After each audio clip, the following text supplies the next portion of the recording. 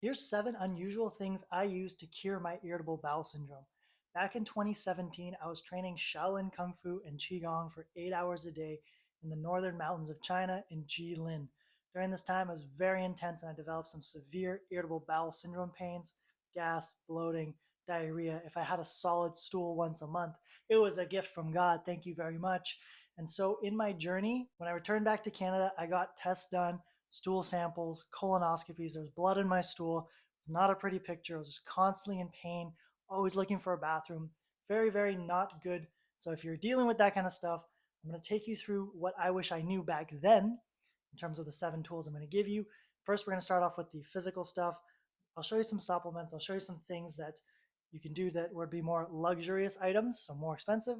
But I also like to promote free things, things that are very inexpensive, and I'll be giving you solutions for the paid stuff, the cheap stuff, and then we're going to be working on the mental and emotional aspects of this, because before I did that, everything on the external can help, but unless you deal with the mental, emotional stuff you're holding on the inside, I'll show you some Chinese medicine, some meditation stuff you can do to help clear that out of you. So without further ado, let's jump into the first thing would be to stop listening to the marketing, to bullshit, supplements, all this stuff that's coming from the outside.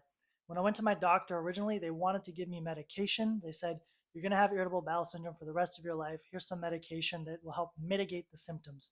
In my mind, I was like, I am not accepting this diagnosis. I'm not accepting mitigation of symptoms. I want to cure myself, right? Naturally, I'm a health coach. I want to do this a way that is resonant with me and not have to rely on outside factors. Now, in my 10 plus year journey as a coach, I've tried a lot of supplements. I've tried a lot of mass gainers, vitamins, minerals, and most of the time it's just stuff you're peeing out. And sometimes it's stuff that actually causes you an internal problem. So what I encourage you to do first and foremost is not just take my word blindly or take any marketing words blindly, but actually when you try whatever diet, supplement, protocol, procedure, notice how your body feels with it. I used to be very disconnected from my body and I ran everything from my analytical mind. Well, this scientist, this doctor, this book says this is what's going to work. I'm going to force it. I'm going to take it no matter what. And that led me to taking supplements and doing diets and doing stupid shit that actually was harming me. But because my mind was like, yeah, this is what you got to do. It doesn't matter if your stomach actually feels worse with it. This is what's going to help. No. You want to take outside experience, wisdom, science, recommendations, my video, other people's videos, mix it in with what you're actually seeing, feeling, and experiencing for yourself.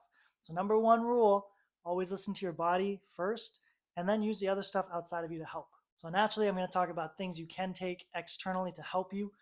There are supplements. I do recommend the brand by Optimizers, but these are more luxury things. The P3OM, the Massams, I'm not really talk about them because most people, it's just not really that much of an option unless you got a bunch of money to burn. These are great. It's great to take digestive enzymes. I would avoid getting any digestive enzymes or supplements from your local pharmacist, like going to a Walmart or something. Those supplements are very cheap. They're mass produced, they're mass marketed, and they're not that effective. They're full of a lot of synthetics, preservatives, fillers. So that's why I want to promote some companies that I've actually used in my own experience to help. But something that is actually, in my experience, again, as good, possibly even better than those is something you can get in any general grocery store, wherever you are, pretty much. And that is raw, unpasteurized apple cider vinegar. Like this. I don't have a bottle, but I'll Photoshop something in. What you want is to get that and take about a teaspoon, not a tablespoon, about a teaspoon in the morning with a glass of water. There's different ways to do it. Add your own judgment. If it's really causing a lot of burning sensation, some people already have irritated guts. Obviously, you're watching this and it's causing you more irritation. Drink much less. Just take like a quarter of a teaspoon, a tenth of a teaspoon, just a small amount. Realize, this is why I like the digestive enzymes too, probiotics, prebiotics, is that when you have impaired digestion, your digestive enzymes aren't working and your acids aren't working well. So it's having trouble breaking down the food. That unbroken down food, as it passes to the small and large intestine, is being digested or trying to be digested by gut bacteria, your microflora. And when we're unable to give that good digested food from the stomach into the small and large intestines, we develop gas, we develop bloating, smelly gas, improper stools, lots of pain through the whole system and stomach. And this leads to systemic problems. Okay, leaky gut. I'm not going to talk about that right now, but many different problems. So A simple, cost-effective solution is raw apple cider vinegar. This helps to increase the acidity in the stomach and therefore make you break down the food better. Another free thing for this is just to simply slow down and chew your food more thoroughly. Unchewed, undigested particles of food, big masses, big boluses of food. It's very hard for your stomach to start breaking that down, and it doesn't spend that much time in the stomach. So once it starts going through the large intestine, small intestine, you're having problems. So apple cider vinegar, chew your food slowly in a calm, quiet environment. Tip number 3, of course, we have to address diet. There's so many different diets, and it comes back to tip number 1, always listen to your body. So in this tip, I'm going to show you how to evaluate diets for yourself and how to actually listen to your body. So there's a few diets I would recommend, FODMAP being one of them. I'm leaving links for everything I talk about here in the description so you can find it down below. Basically, FODMAP, each one of the letters stands for a different irritant to the system of digestion. So you want to eliminate foods in those categories and see how you feel. So maybe it's from the F, an O, a D, an M, an A, a P that you're feeling those problems with. Ideally, in the beginning, you want to eliminate a whole bunch of things. You've probably already been doing that. But maybe you've been eliminating certain things that aren't necessary. So here's my list of things you want to get rid of. Number 1 is seed oils. You want to replace seed oils, canola oils, vegetable oils with something more like coconut oil or butter. Okay, ideally, it's in a glass container. Okay, when it comes to fats, a lot of oils are stored in plastic containers that are clear, especially olive oils, vegetable oils. When a lot of sun hits that oil as well as the bottle, it helps to basically oxidate and create a rancid oil, destabilizes, denatures the fats inside of it. And because it's touching the plastic, the fat has a high affinity to absorb the plastics that it's sitting in. So glass jars are ideal if they can be found in darker containers so the light doesn't do as much damage. That is also ideal. Grass-fed butter, ghee is also really good for those who are lactose intolerant. I do recommend removing dairy if you have sensitivities in the stomach, especially in the initial.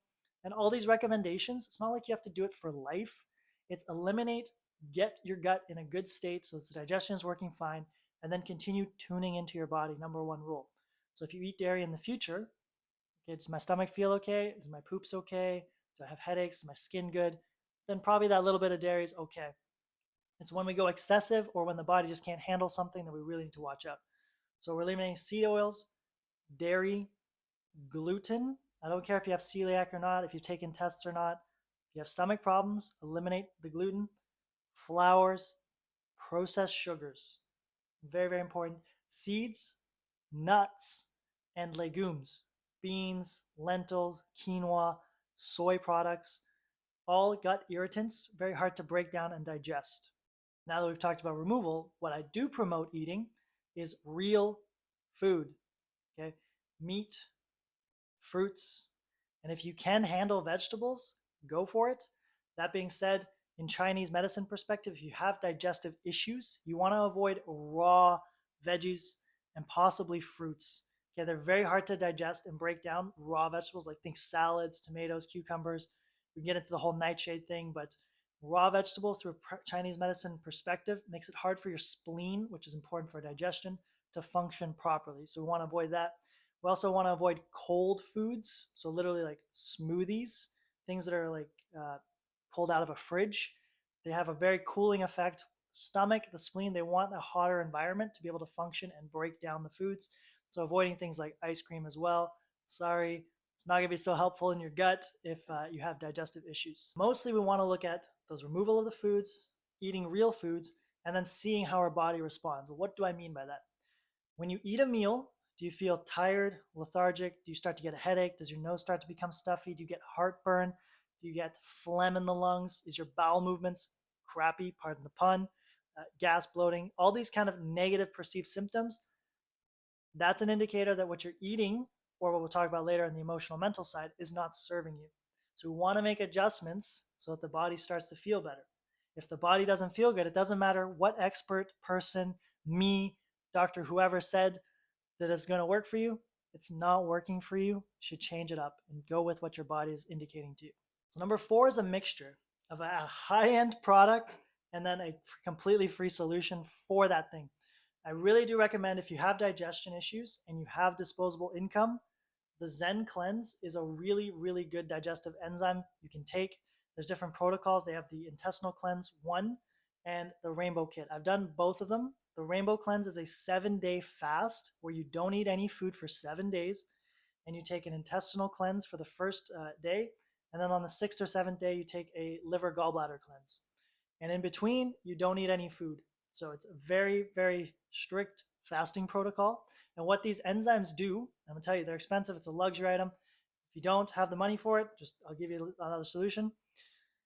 Those digestive enzymes, when you don't eat food, go in through your gut, your intestines, and they eat up what's called mucoid plaque. These things that are lined up on the intestinal walls that sit there for a long period of time and impair digestion.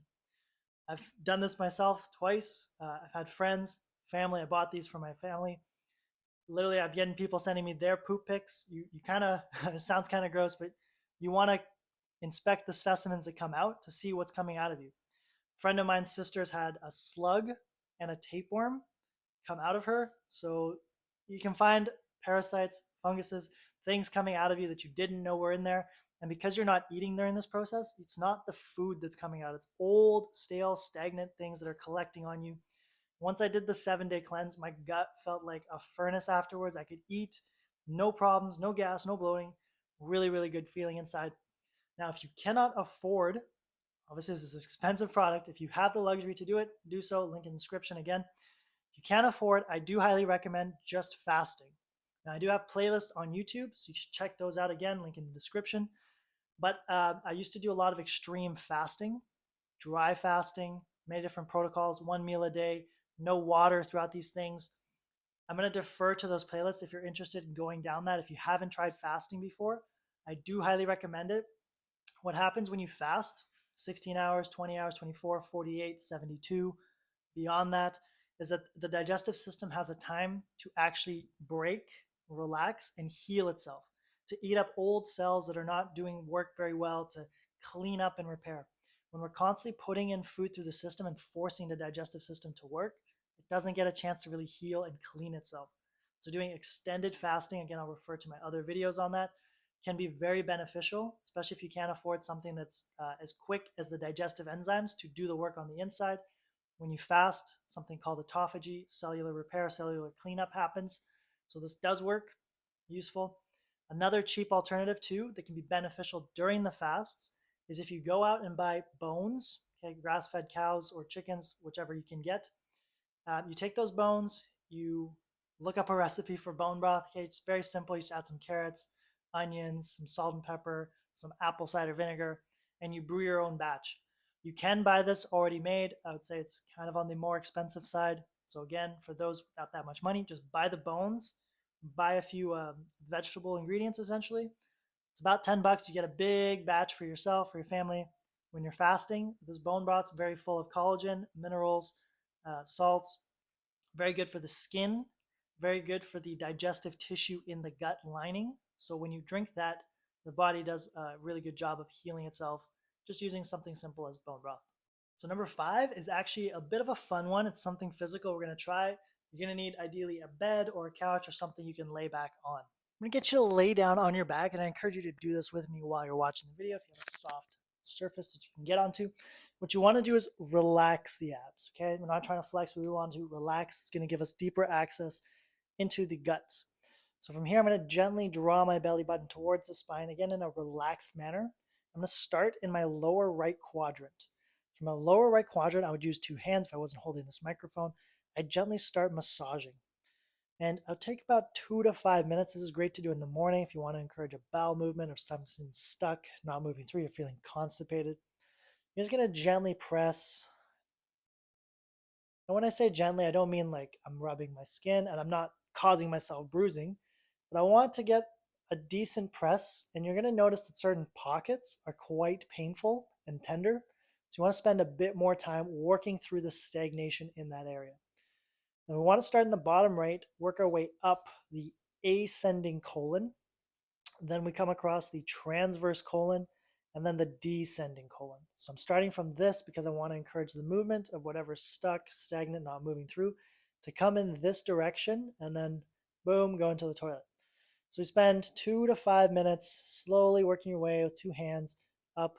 In this top right quadrant, you can take a little break and reach underneath the ribs, massage the liver, give it a little bit of love. If it's feeling painful and tender, again, spend more time there. We come across, we go into the left side, more stomach, more spleen area, and then coming down the descending colon and helping massage the stomach, the digestive system as a whole, to help move anything that's stuck in there using physical pressure. The sixth thing is a recognition and acknowledgement of your emotions. In Chinese medicine, emotions are the cause of internal or chronic diseases. When we constantly have stress, anger, fear, grief, sadness surging through our body, it creates a lot of stagnation, tension, raises our body into fight or flight, and inhibits rest and digest, which is where healing occurs. If you're anything like me, you're probably an overthinker, you worry a lot, you have a lot of thoughts running through, or you're always trying to calculate and think. In Chinese medicine, that would be the emotion associated to the digestive system with the earth element, spleen, and stomach. Again, if you're anything like me, you probably hold a lot of tension in that spleen and stomach from emotions.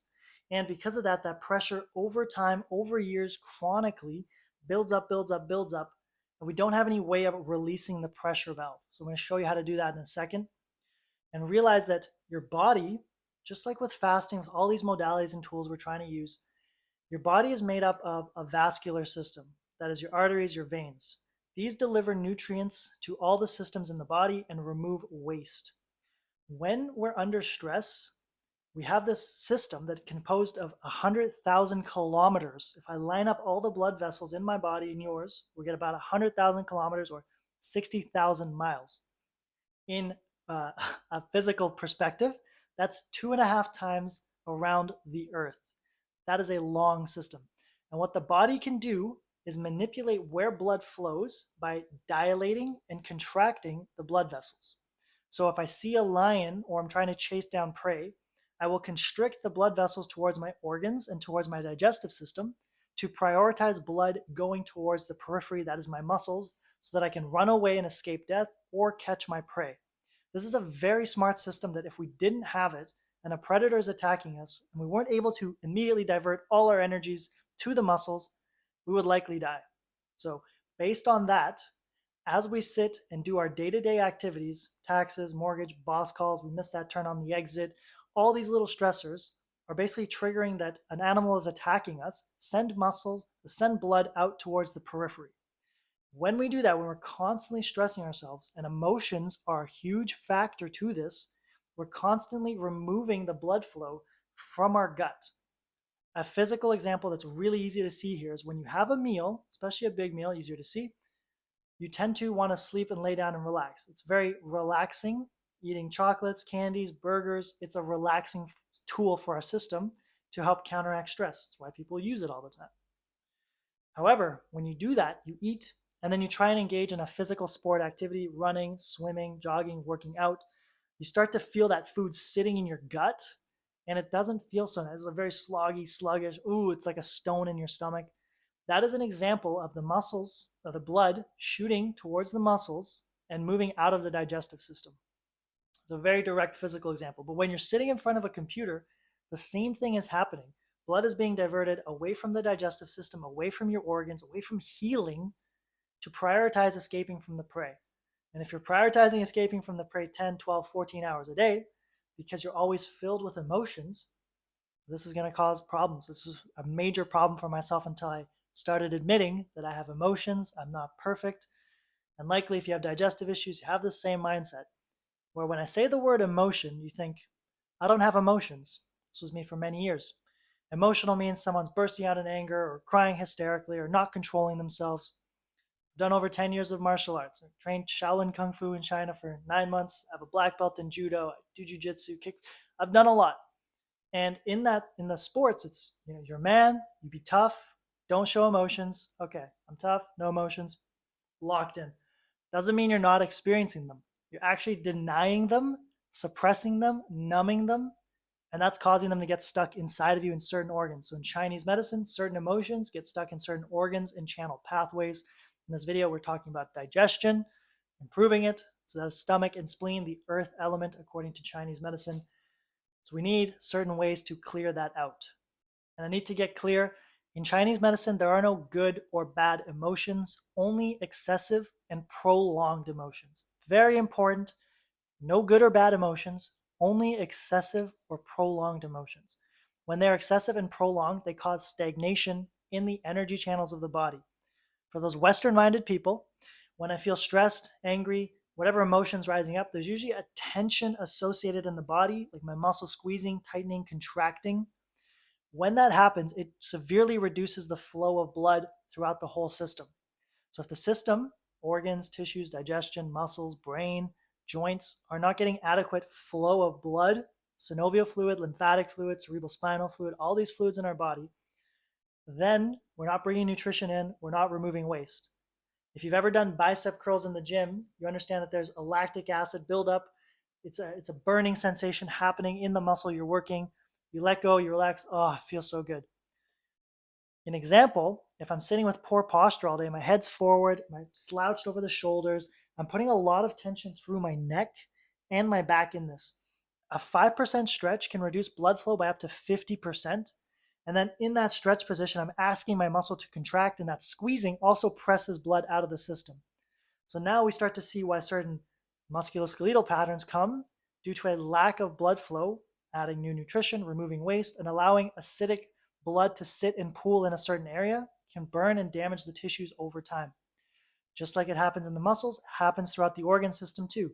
When the organs don't get adequate blood flow, due to all the reasons I've stated before, then we're not delivering nutrition properly, we're not removing waste, and emotions have a huge contributing factor, whether you believe in qi and yin and yang in Chinese medicine, or you believe in that pathways that I'm explaining to you through the Western medicine side. So it's really important to acknowledge that we have emotions and then to start having a practice to experiencing those emotions. So my last tip, of course, is going to be meditation to help you work throughout those emotions. If you've heard me talk before, you know I've done something called a Vipassana meditation retreat. This is something that's completely volunteer-based and donation-based. There's no organization making money on this. You can find the link down below to find a local area around you, if possible. Registration for this is quite challenging. If you want to register, if you want to find out more about this Vipassana stuff, link in the description. No affiliates on this one. This is purely free. This is love. And if you want to find out more, I have made a video on it describing my entire experience through the Vipassana meditation. Highly recommend you watch that if you're really interested in this. But on the brief, I'm going to recommend a meditation that's similar but not the same to help you get benefits in emotional control and in reactivity control. So the idea of this meditation is you're going to sit for initially 5 minutes. That's my recommendation.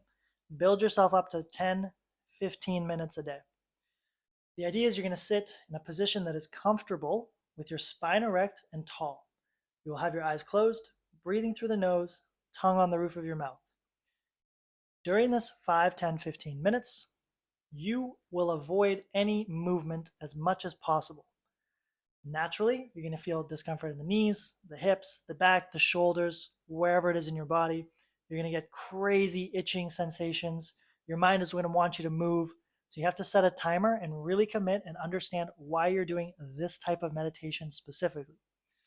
Before I give you that detail, the last thing you're going to focus on is the sensation of your nose. So as you inhale, you're going to notice that it's colder air coming in, and as you exhale, it's warmer air coming out. You want to get as much fine detail, soak your mind's attention into the eyes, into your nose as much as possible. This is going to build concentration. Okay, staying power, willpower will also be built as your mind, straight up, as soon as you do one breath focus, it's going to fly out and it's going to start thinking about what you have to do tomorrow, what you did yesterday. It's prolonging those emotions, okay? Stimulating pleasure and non-pleasure. That's what your mind is doing. It's attaching to cravings, addictions, and aversions and avoidances. So we're building our capacity to watch the mind float and then bring it back to the present moment. Float, we bring it back to the present moment. We sit and we change the relationship to our bodies in this. And if you're interested in a full practice, I do weekly sessions live. I have recorded sessions too, something called the Good Qi Gang, where I go into more detail and we actually practice this together online.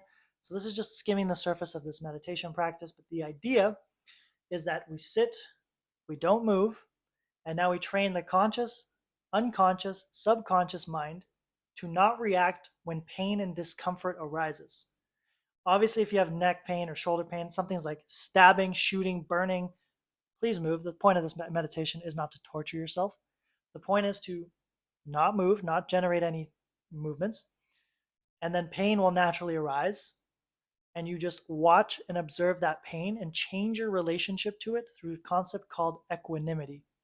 Equanimity just means non-reactivity to good or bad. Something good arises, pleasurable fantasy moment. Oh, I want to keep chasing it. Apply willpower. We come back to concentration.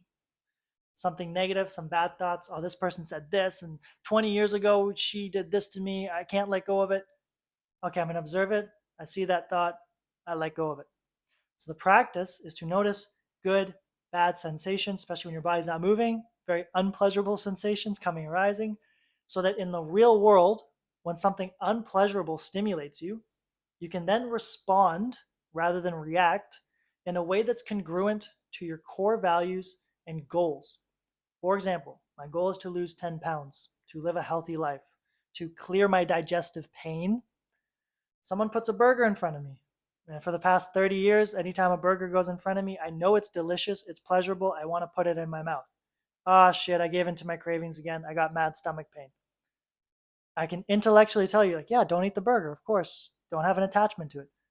But unless you have a practice that trains your body and your mind to do it, it's not going to happen. So when you sit for 5, 10, 15 minutes a day, ideally in the morning to really set yourself straight, then you're training your body to have a bunch of stimulation, negative usually, hit you, and you don't react. So now your default pattern is becoming not to react. Another way to look at this is, let's say right now I can bicep curl 5 pounds. Okay, exaggerations. Everything around me, I need at least 50 pounds to bicep curl it. So all these things I'm walking around trying to pull on doors, pick up mugs, I don't have the strength. It's just a struggle all the time. So I go to the gym, and every day I can add 1 pound to my bicep curl. And now one day I'm curling 100 pounds. I'm so strong when I go to the gym in a practice state, I can curl 100 pounds, that when in the physical world, in my normal daily life, a 50-pound weight is like nothing. So when we sit, I come back to the Vipassana. In the Vipassana, it's 10 hours a day of sitting for 10 days in a row without any books, phones, reading. You don't look each other in the eyes. You don't speak a word. You literally go to the center. They feed you. They house you. You sleep. You meditate. 4:30 a.m. till 9 p.m. You're basically meditating for 10 hours a day in a seated position. You're reprogramming your mind to become okay with discomfort. And in doing so, you make better choices throughout daily life, and you reduce the amount of suffering you experience. So the goal, measurable goal of meditation, why am I fucking doing it? Why am I sitting here for 15 minutes? Is because it reduces the intensity and duration of your daily life suffering. So if something would have caused you to suffer for 4 weeks, 4 hours, 4 minutes, 40 years, because you can't let go of whatever happened in the past and you're still suffering with it, then the practice of meditation is making all these weights around us, 50 pounds, 10 pounds, 30 pounds. We want to develop an excess amount of strength in the mind so that when all these negative things hit us, they don't stick inside of us, causing emotional problems and digestive issues. Probably didn't expect that from a whole digestive thing, but it's very, very important. We got to do the physical stuff, right? We got to listen to the body, not listen to me, listen to science. Pills, marketing, great. Supplements, yeah. But ultimately, comes down to how your body's feeling with that. To reiterate, some of the free things you can do is the apple cider vinegar, fasting. A little bonus I'll throw in for you. After major meals, if you go for a 10-minute walk, another free therapy, very, very beneficial for your insulin levels, for your blood sugar levels, for your digestion. Don't take my word for it. Do it for a couple of days after each major meal. See how your stomach feels after a 10-minute walk. I want to say I guarantee you're going to feel better, but the only way you're going to know is if you do it for yourself. Eat real food. I can't emphasize this enough. Take away all the processed bullshit. Eat real food. Avoid vegetables, especially raw, smoothies, cold things, according to Chinese medicine and in my own experience. Doesn't help with digestion at all. Give yourself some love. Hit that belly massage going. Physically help to pump the digestive system and move anything stagnant that's stale, not moving through. Think about your emotions. Consider them. You are a human being. Human beings experience emotions all the time. Have a meditative practice that helps you deal with, express, and feel these emotions. Again, if you want to join the Good Chi Gang, I'll leave a link in the description down below. We meet up once a week.